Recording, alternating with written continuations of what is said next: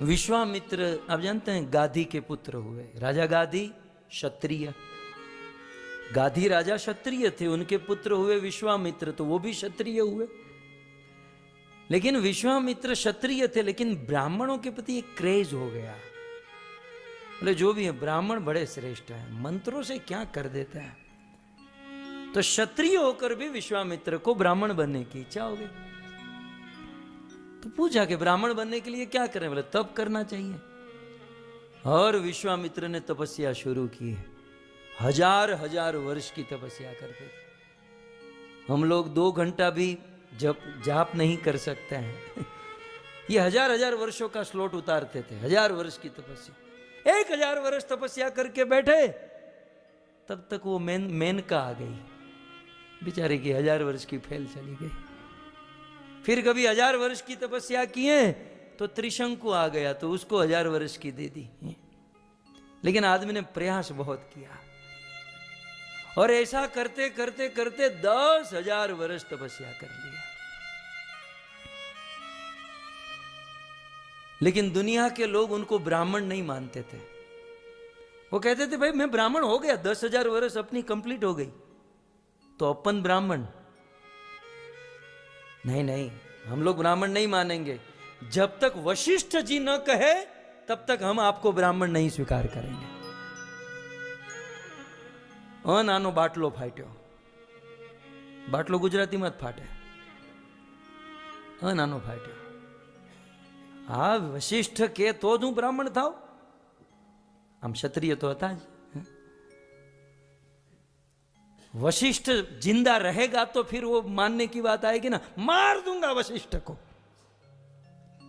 और विश्वामित्र हाथ में तलवार लेकर वशिष्ठ जी के घर पर चले गए। और वशिष्ठ जी के घर पर मान लो उसके बेड के नीचे जाकर छुप गए। जब ये बंदा सो जाएगा ना, मैं गला काट दूंगा।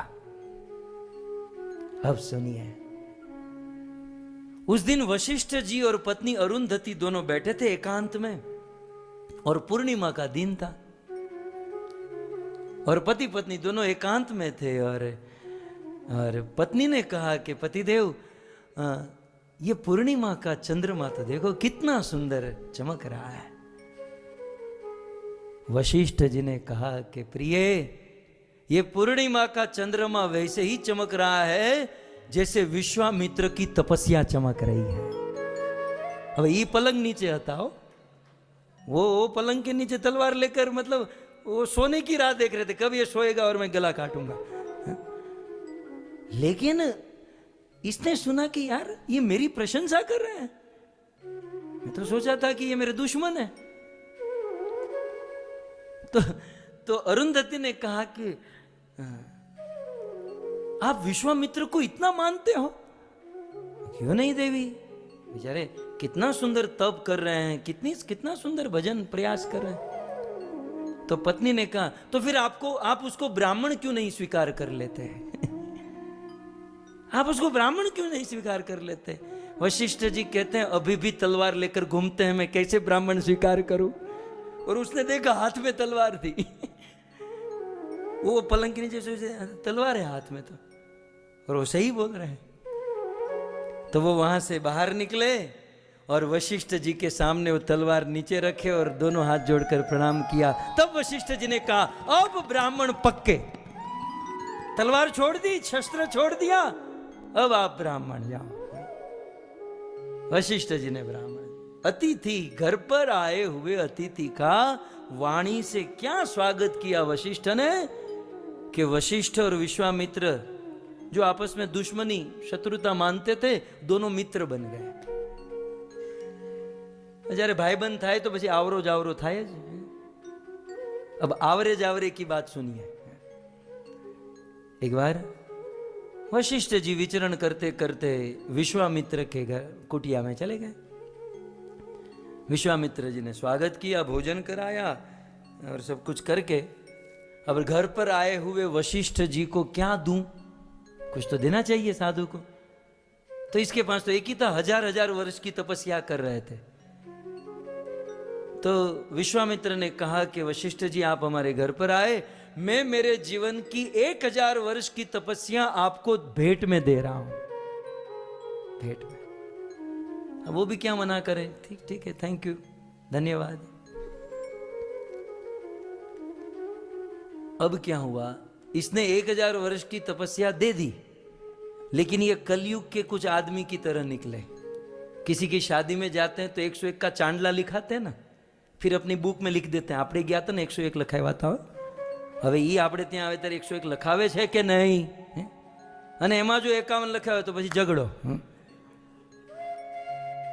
तो इनको थोड़ा कुछ ऐसा हुआ कि मैंने 1000 वर्ष की तपस्या दी है, मैं उसके घर जाऊंगा तो फिर वो भी मुझे देगा ना कुछ तो रिटर्न। फिर एक दिन क्या हुआ, एक दिन विश्वामित्र जी वशिष्ठ जी के वहां गए। वशिष्ठ जी ने स्वागत किया, आओ भगत की, भोजन सब कुछ कराया। विश्वामित्र आम वारंवार के હવે હું જાઉં છું, હવે હું જાઉં છું, પણ જાઓ ને, 1.5 કલાકથી क्यों जाऊं છું। लेकिन ये सोच रहे थे कि ये कब बोलेंगे भेंट वाली बात।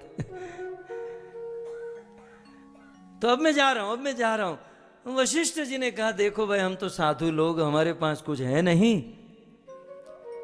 लेकिन मैं मेरे जीवन में सत्संग करता हूं, और मैंने जो साधुओं की संगति में बैठकर भगवत कथा सुनी है, कथा श्रवण किया हूं, उस सत्संग की आधी घड़ी का फल आपको भेंट में देता हूं।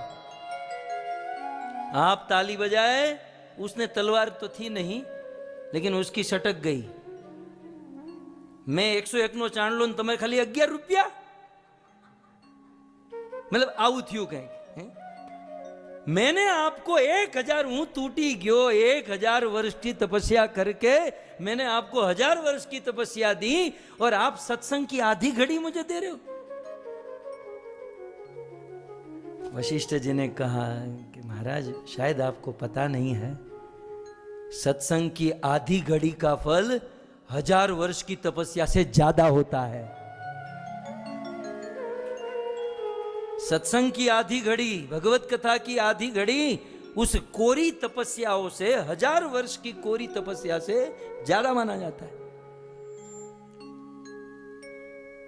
विश्वामित्र कहते ये कैसे पॉसिबल है, एसी में बैठकर कथा सुनना, कथा के बाद इतना सुंदर सुंदर प्रसाद खाना, अहिया 1000 वर्षनी तपस्या करीने तूटी जाइए, हमें मरी जाइए, और आप लोग आधी मतलब 1000 वर्ष की तपस्या आधी घड़ी सत्संग, गलत है, गलत। तो भाई अब तीसरे आदमी को पूछो। कथा तो बहुत लंबी है, शिव जी के पास गए, नारद के गए, लेकिन फाइनली इन लोगों ने कहा कि भाई इसका जवाब जो है ना, भगवान संकर्षण अनंत शेष दे पाएंगे। मैं बलराम जी की बात कर रहा था, अनंत शेष, क्योंकि अनंत शेष निरंतर भगवत कथा गाते हैं अपने अनंत मुखों से। अनंत शेष अनंत काल से अपने अनंत मुखों से भगवान की कथा गाते हैं, तो उसी को इसका उत्तर पता होगा। दोनों आए पाताल में, भगवान अनंत शेष के पास, दोनों झगड़ा करते करते आए। भगवान ने कहा, क्या हुआ, इतना कलह क्यों है? बोले, ये कह रहा है कि आधी घड़ी सत्संग का फल मेरी 1000 वर्ष की तपस्या से ज्यादा है। अब आप ही बताइए, 1000 वर्ष तपस्या और आधी घड़ी सत्संग का फल ज्यादा कैसे? तो बलराम जी, अनंत शेष ने कहा कि सिर पर इतना भार है और दूसरा भार आप लोग मुझे दे रहे हो, पहले ये भार मेरा कोई हल्का करो, फिर मैं डिसीजन देता हूं। आपके सिर पर 100-150 किलो की बोरी हो और कोई पूछे, कल आपने भोजन में क्या खाया था? अरे पहले ये उतार, बाद में चर्चा कर। तो अनंत शेष ने कहा कि पहले ये जो माथे पे भार है ना, ये आप में से कोई थोड़ा उठा लो, फिर मैं आपको इसका उत्तर देता हूं। विश्वामित्र जी ने कहा, उसमें कौन सी बड़ी बात है, ये तो 1000 वर्ष की तपस्या का स्लॉट इसके पास था ही। बोले, मैं 1000 वर्ष की तपस्या दांव पर लगाता हूं, ये अनंत शेष के मस्तक पर जो ब्रह्मांड है, वो ब्रह्मांड माथे से ऊपर उठ जाए। तो इसने 1000 वर्ष की तपस्या लगाई, लेकिन उठने की बात दूर रही, वो ब्रह्मांड हिला भी नहीं, वैसे का वैसा रहा। विश्वामित्र ने कहा मुझसे नहीं होगा, वशिष्ठ जी आपसे कुछ होगा। वशिष्ठ जी ने कहा आधी घड़ी सत्संग का फल, सत्संग में बैठकर भगवत कथा सुनी है, मैं आधी घड़ी का फल दांव पर लगाता हूं, भगवान अनंत शेष के माथे पर जो ब्रह्मांड है वो ऊपर उठ जाए। इतना बोलते ही ब्रह्मांड ऊपर हुआ।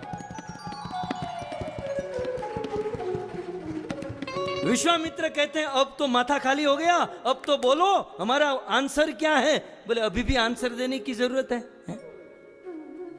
बोले अभी भी जवाब की जरूरत है? तेरी 1000 वर्ष की तपस्या से ब्रह्मांड हिला नहीं, और इसकी आधी घड़ी के सत्संग से ब्रह्मांड ऊपर हो गया। सो कहने का अर्थ यह है कि अन्य कोरी 1000 वर्ष की तपस्या और दूसरी ओर आधी घड़ी का सत्संग, ये फल अधिक हो जाता है।